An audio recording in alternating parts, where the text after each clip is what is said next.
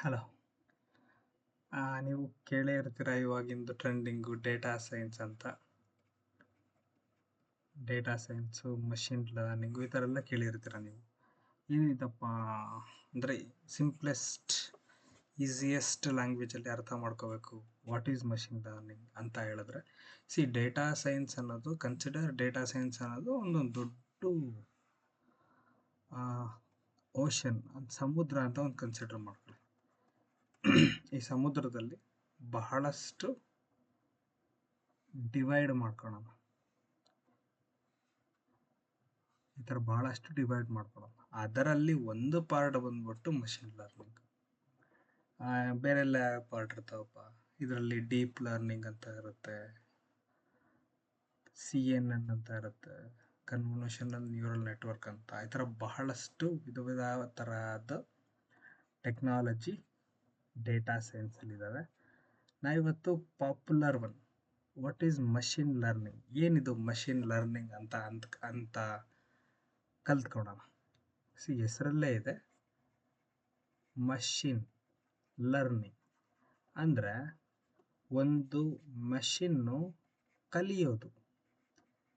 ಕಲಿಯೋದನ್ನ machine learning ಅಂತೀವಿ. ಹೆಂಗೆ ಒಂದು ಎಕ್ಸಾಂಪಲ್ ಕೊಡ್ತೀನಿ. ಹೆಂಗೆ ಆದರೆ, ಈಗ ನೀವು ಯೂಟ್ಯೂಬಲ್ಲಿ ಹೋಗ್ತೀರ, ಯಾವ್ದಾರ ಒಂದು ವಿಡಿಯೋ ಸರ್ಚ್ ಮಾಡ್ತೀರಾ, ಯಾವುದೋ ಒಂದು ಕ್ರಿಕೆಟ್ ವಿಡಿಯೋನ ಸರ್ಚ್ ಮಾಡ್ತಾ ಇರ್ತೀರ.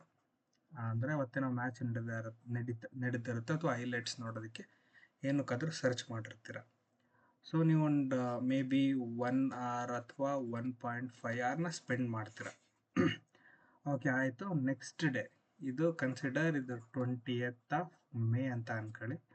ನೆಕ್ಸ್ಟ್ 21st of May ನೀವು ಅಲ್ಲಿ ಯೂಟ್ಯೂಬ್ ಮೇನ್ ಪೇಜ್ ಹೋದ ತಕ್ಷಣ ಸಜೆಷನ್ನೇ ಕೊಡುತ್ತೆ. ಅದು ಕ್ರಿಕೆಟ್ ಬಗ್ಗೆ ಸಜೆಷನ್ ಕೊಡುತ್ತೆ.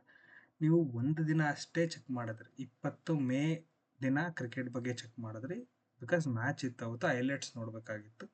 ಬಟ್ 21ನೇ ತಾರೀಕು ಕೂಡ ಸಜೆಷನ್ಸ್ ಬಹಳ ಬರ್ತವೆ ಕ್ರಿಕೆಟಿಂಗ್ ಬಗ್ಗೆ. ಹಿಂಗೆ ಕ್ರಿಕೆಟಿಂಗ್ ಬಗ್ಗೆ ಬಹಳ ಬರ್ತವೆ ಅಂದರೆ ಇದೇ ಮಷಿನ್ ಲರ್ನಿಂಗ್ ಅಂತ ಹೇಳೋದು. ನಾವು ಟ್ರೈನ್ ಮಾಡ್ತೀವಿ. ಸಿಂಪಲಾಗಿ ಹೇಳಬೇಕು ಅಂದರೆ, ಈ 1 ಅಥವಾ 1.5 hour ನಾವು ಕ್ರಿಕೆಟ್ ಬಗ್ಗೆನೇ ನೋಡ್ತಾ ಇರ್ತೀವಲ್ಲ, ಕಂಪ್ಯೂಟರ್ಗೆ ಅಥವಾ ಮಷಿನಿಗೆ ಗೊತ್ತಾಗುತ್ತೆ ಈಸ್ ಇಂಟ್ರೆಸ್ಟೆಡ್ ಇನ್ ಸ್ಪೋರ್ಟ್ಸ್ ಅಥವಾ ಕ್ರಿಕೆಟ್ಗೆ ಇಂಟ್ರೆಸ್ಟ್ ಇದೆ. ಸೊ ಈ ಡೇಟಾನ ತಗೊಂಡು ಅದು ಕಲಿಯುತ್ತೆ, ಲರ್ನ್ ಮಾಡುತ್ತೆ, ಕಲಿತು ಇದೊಂದು ಔಟ್ಪುಟ್ ಕೊಡುತ್ತೆ. ಮತ್ತು ಎಲ್ಲದೂ ಕ್ರಿಕೆಟ್ ಬಗ್ಗೆನೇ ಬರೋದಿಲ್ಲ. ಇಲ್ಲಿ ನೀವು 19th ಏನು ಮಾಡಿರ್ತೀರಿ, ಯಾವುದೋ ಒಂದು ಫಿಲಮ್ ನೋಡಿರ್ತೀರಿ, ಯಾವುದಾದ್ರು ಒಂದು ಕನ್ನಡ ಫಿಲಮ್ ನೋಡಿರ್ತೀರ, ಅದರದ್ದು ಕೂಡ ಸಜೆಷನ್ಸ್ ಇರುತ್ತೆ. ಕಲೆಕ್ಷನ್ ಆಫ್ ಸಜೆಷನ್ ಬರುತ್ತೆ. ಯಾವುದು ಲೇಟೆಸ್ಟ್ ಇದೆ ಅದ್ರ ಬಗ್ಗೆ ಪ್ರಿಫರೆನ್ಸ್ ಜಾಸ್ತಿ ಇರುತ್ತೆ, ಕಲೆಕ್ಷನ್ಸ್. ಸೊ ಮಷಿನ್ನು ನಾವು ಈ ಟೈಮಲ್ಲಿ ಏನು ಡ್ಯೂರೇಷನ್ನು ಅಥವಾ ಇಲ್ಲೂ 1 hour ಕೂಡ ನೋಡಿದರೆ ಇದನ್ನು ತಗೊಂಡು ಕಲಿಯುತ್ತೆ.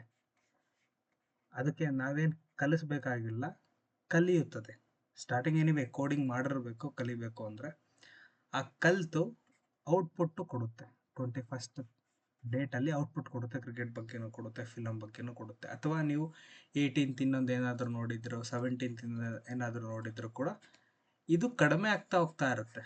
Frequency of 18th, 17th, 16th ನೀವು ವಿಡಿಯೋಸ್ ಯಾವುದ್ರ ಮೇಲೆ ಯಾವುದು ಜಾನರ್ ನೋಡಿರ್ತೀರೋ ಅದು ಕಡಿಮೆ ಆಗ್ತಾ ಹೋಗ್ತಾ ಇರುತ್ತೆ, comparatively to the latest. This is the simplest way of explaining the machine learning. ಏನು ಡೆಫಿನೇಷನ್ಗೆ ಹೋಗೋದಂದರೆ, ಸಿಂಪಲಾಗಿ machine can able to learn by its own or by previous experience. ಇದು ಮಷಿನ್ ಲರ್ನಿಂಗ್ ಸಿಂಪಲ್ ಆಗಿ ಡೆಫಿನೇಷನ್ ಆಗುತ್ತೆ.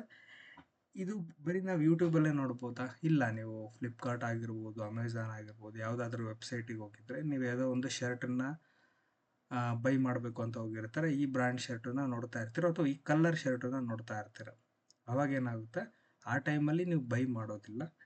ಎನಿವೇ ಸಮ್ ರೀಸನ್ಗೆ ನೀವು ಆಚೆ ಕಡೆ ಬರ್ತೀರ, ನೋಟಿಫಿಕೇಷನಲ್ಲಿ ಬರುತ್ತೆ, ಇದು ಕಾರ್ಟಲ್ಲಿ ಇದೆ ತೊಗೊಂಬನ್ನಿ, ಅಥವಾ ಈ ಥರ ಸಿಮಿಲರ್ ಡ್ರೆಸ್ಸಸ್ ಇದೆ ತೊಗೊಂಬನ್ನಿ ಅಂತ ನಿಮಗೆ ನೋಟಿಫಿಕೇಷನಲ್ಲಿ ಬರುತ್ತೆ. ಅಥವಾ ನೀವು ಯಾವುದಾದ್ರೂ ಒಂದು ಕ್ರೋಮು ಅಥವಾ ಯಾವುದಾದ್ರು ಒಂದು ವೆಬ್ ಸರ್ಚನ್ನ ಓಪನ್ ಮಾಡಿದಾಗ ಅಲ್ಲಿ ಕ್ಯಾಶ್ ಅಂತ ಬರುತ್ತೆ. ಅಂದರೆ ಅಡ್ವರ್ಟೈಸ್ಮೆಂಟ್ಗಳು ಬರ್ತವೆ. ನೀವೇನು ಹುಡುಕಿರ್ತೀರೋ ಅದು ಅಡ್ವರ್ಟೈಸ್ಮೆಂಟ್ಗಳು ಬರ್ತವೆ. ಹೆಂಗೆ ಅಂದರೆ ಇದು ರಿಯಲ್ ಟೈಮ್ ಡೇಟಾ ಆಗಿ ಕಲಿಯುತ್ತೆ ಮಷಿನ್ ಲರ್ನಿಂಗ್. ನಾನು ರಿಯಲ್ ಟೈಮ್ ಡೇಟಾ ಅಂದ್ರೇನು ಅಂತ ನೆಕ್ಸ್ಟ್ ವಿಡಿಯೋದಲ್ಲಿ ಬೇಕಾದರೆ ಹೇಳ್ತೀನಿ. ಅರ್ಥ ಆಯಿತು ಅಂತ ಕಾಣುತ್ತೆ ನಿಮಗೆ. ಏನು ಸಿಂಪಲ್ಲಾಗಿ ಮಷಿನ್ ಲರ್ನಿಂಗ್ ಅಂದರೆ ಏನಕ್ಕೆ ಇಷ್ಟು ಪಾಪ್ಯುಲರ್ ಆಗ್ತಾ ಇದೆ ಅಂತ. Thank you.